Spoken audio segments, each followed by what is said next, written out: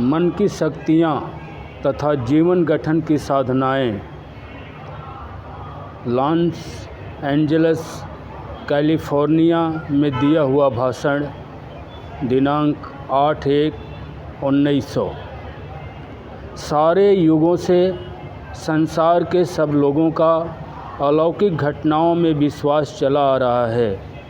हम सभी ने अनेक अद्भुत चमत्कारों के बारे में सुना है और हम में से कुछ ने उनका स्वयं अनुभव भी किया है। इस विषय का प्रारंभ आज मैं स्वयं देखे हुए चमत्कारों को बतलाकर करूँगा।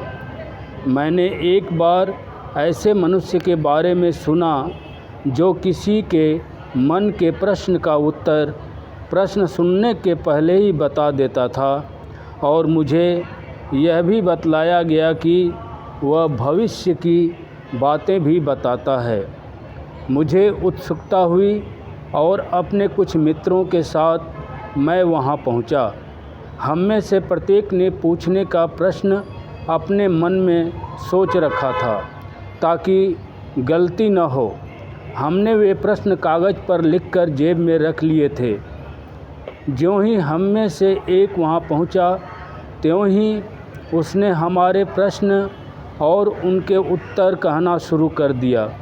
फिर उस मनुष्य ने कागज़ पर कुछ लिखा, उसे मोड़ा और उसके पीछे मुझे हस्ताक्षर करने के लिए कहा और बोला, इसे पढ़ो मत, जेब में रख लो तब तक कि मैं इसे फिर से न मांगूं। इस तरह उसने हर एक से कहा। बाद में उसने हम लोगों को हमारे विषय की कुछ बातें बतलाई। फिर उसने कहा, अब किसी भी भाषा का कोई शब्द या वाक्य तुम लोग अपने मन में सोच लो। मैंने संस्कृत का एक लंबा वाक्य सोच लिया। वह मनुष्य संस्कृत बिल्कुल नहीं जानता था। उसने कहा, अब अपनी जेब का कागज़ निकालो। कैसा आश्चर्य! वही संस्कृत का वाक्य उस कागज़ पर लिखा था और नीचे यह भी लिखा था कि जो कुछ मैंने इस कागज़ पर लिखा है वही यह मनुष्य सोचेगा। और यह बात उसने 1 घंटा पहले ही लिख दी थी। फिर हम में से दूसरे को, जिसके पास भी उसी तरह का एक दूसरा कागज़ था, कोई एक वाक्य सोचने को कहा गया। उसने अरबी भाषा का एक फ़िक्रा सोचा। अरबी भाषा का जानना तो उसके लिए और भी असंभव था। वह फ़िक्रा था कुरान शरीफ का। लेकिन मेरा मित्र क्या देखता है कि वह भी कागज़ पर लिखा है। हम में से तीसरा वैद्य, उसने किसी जर्मन भाषा की वैद्यकीय पुस्तक का वाक्य अपने मन में सोचा। उसके कागज़ पर वह वाक्य भी लिखा था। यह सोचकर कि कहीं पहले मैंने धोखा न खाया हो, कई दिनों बाद मैं फिर दूसरे मित्रों के साथ लेकर वहां गया। लेकिन इस बार भी उसने वैसी ही आश्चर्यजनक सफलता पाई। एक बार जब मैं हैदराबाद में था तो मैंने एक ब्राह्मण के विषय में सुना।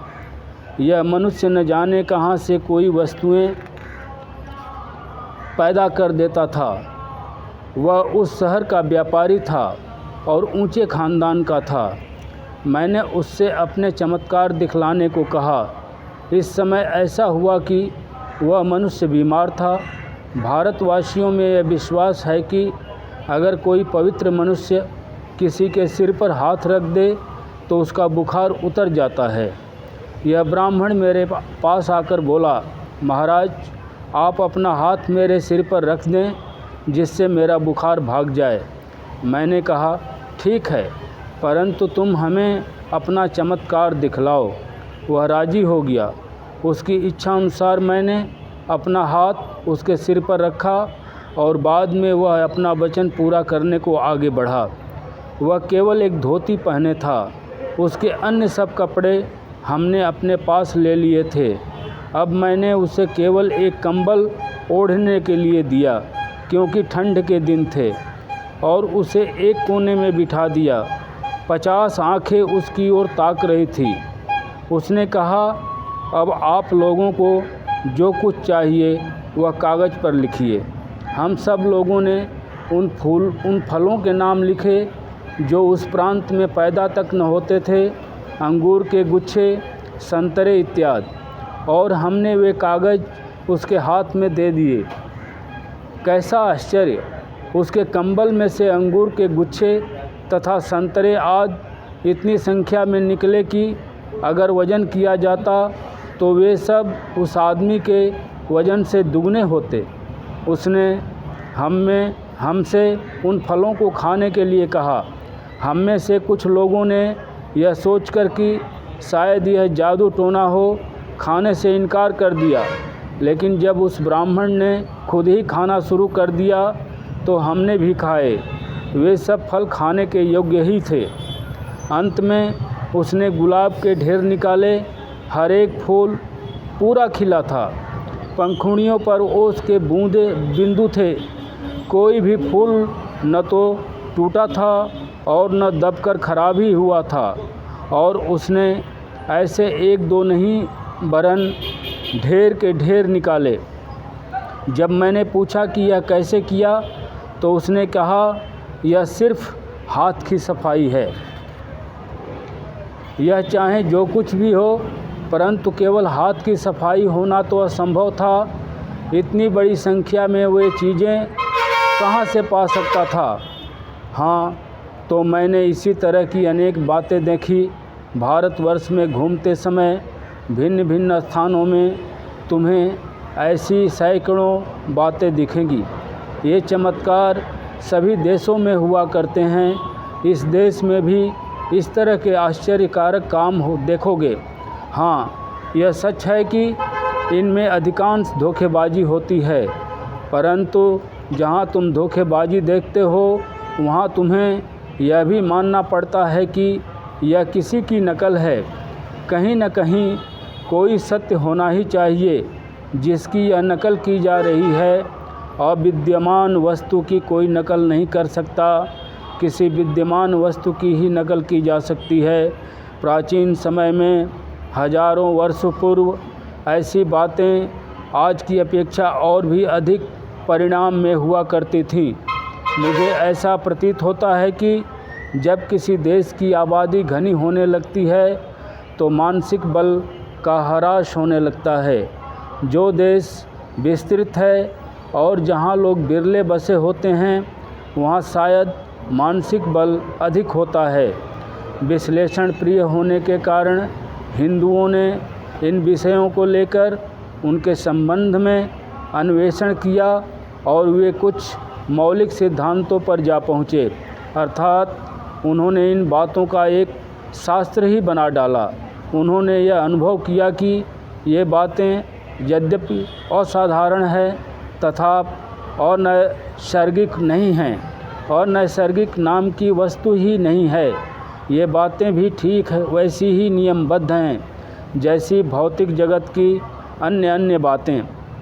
यह कोई निसर्ग की लहर नहीं कि एक मनुष्य इन सामर्थ्यों को साथ लेकर जन्म लेता हो। इन शक्तियों के संबंध में नियमित रूप से अध्ययन किया जा सकता है, इनका अभ्यास किया जा सकता है और ये शक्तियाँ अपने में उत्पन्न की जा सकती हैं। इस शास्त्र को वे लोग राजयोग कहते हैं। भारतवर्ष में ऐसे हजारों मनुष्य हैं जो इस शास्त्र का अध्ययन करते हैं और यह संपूर्ण राष्ट्र के लिए दैनिक उपासना का एक अंग बन गया है। वे लोग जिस सिद्धांत पर पहुँचे हैं वह यह है कि यह सारा अद्भुत सामर्थ्य मनुष्य के मन में अवस्थित है। मनुष्य का मन समष्टि मन का अंश मात्र है। प्रत्येक मन दूसरे प्रत्येक मन से संलग्न है और प्रत्येक मन वह चाहे जहाँ रहे संपूर्ण विश्व के व्यापार में प्रत्यक्ष भाग ले रहा है। क्या तुम लोगों ने विचार संक्रमण का चमत्कार देखा है? यहाँ एक मनुष्य कुछ विचार करता है और वह विचार अन्यत्र किसी दूसरे मनुष्य में प्रकट हो जाता है। एक मनुष्य अपने विचार दूसरे मनुष्य के पास भेजना चाहता है।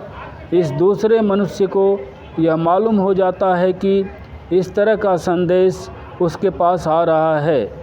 वह उस संदेश को ठीक उसी रूप में ग्रहण करता है जिस रूप में वह भेजा गया था। पूर्व साधनाओं से यह बात सिद्ध होती है, यह केवल आकस्मिक घटना नहीं है। दूरी के कारण कुछ अंतर नहीं पड़ता। यह संदेश उस दूसरे मनुष्य तक पहुंच जाता है और वह दूसरा मनुष्य उसे समझ लेता है। अगर तुम्हारा मन एक स्वतंत्र वस्तु होता तो होता जो वहाँ विद्यमान है, और मेरा मन एक स्वतंत्र वस्तु होता जो यहाँ विद्यमान है, और इन दोनों मनों में यदि कोई संबंध न होता तो मेरे विचार तुम्हारे पास कैसे पहुँच जाते।